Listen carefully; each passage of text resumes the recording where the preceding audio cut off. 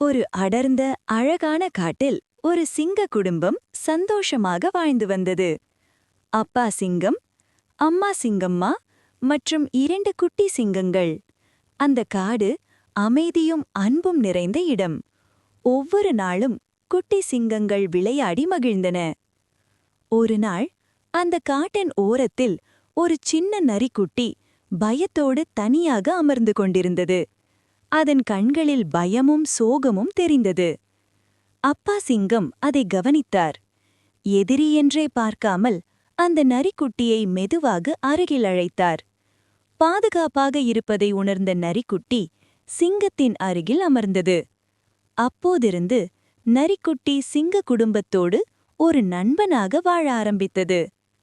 குட்டி சிங்கங்களோடு விளையாடினாலும் அதன் மனசில் ஒரு சின்ன சோகம் இருந்தது. சில நேரங்களில் நரிக்குட்டி தனியாக அமர்ந்து தன் அம்மாவை நினைத்து மௌனமாக இருப்பது வழக்கம். ஒரு நாள் காட்டில் ஒரு பெரிய யானை ஓடி வந்தது. குட்டி சிங்கங்கள் துணிச்சலாக எதிரே நின்றன. ஆனால் நரிக்குட்டி பயந்து தூரமாக ஓடிவிட்டது. அப்போது சிங்கத்திற்கு புரிந்தது, நரிக்குட்டி பயந்தது பலவீனமில்லை, அது அதன் இயல்பு. அந்த இரவு அப்பா சிங்கமும் அம்மா சிங்கம்மாவும் ஒரு முக்கிய முடிவை எடுத்தனர். உதவுவது நல்லது, ஆனால் ஒவ்வொருவருக்கும் அவர்களின் சொந்த இடம்தான் அதிக பாதுகாப்பானது. அடுத்த நாள் சிங்க குடும்பம் நரிக்குட்டியின் குடும்பத்தை தேடிச் சென்றது.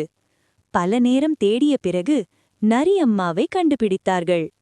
தன் அம்மாவை பார்த்ததும் நரிக்குட்டியின் முகத்தில் அளவில்லாத சந்தோஷம். பிரிய வேண்டிய நேரம் வந்தது. சிங்கமும் நரிக்குட்டியும் அன்புடன் விடை பெற்றனர். நரிக்குட்டி திரும்பி பார்த்து ஒரு சின்ன புன்னகையுடன் நன்றி சொல்லியது. அந்த காடு மீண்டும் அமைதியானது. ஆனால் அந்த நட்பு என்றைக்கும் நினைவாக இருந்தது.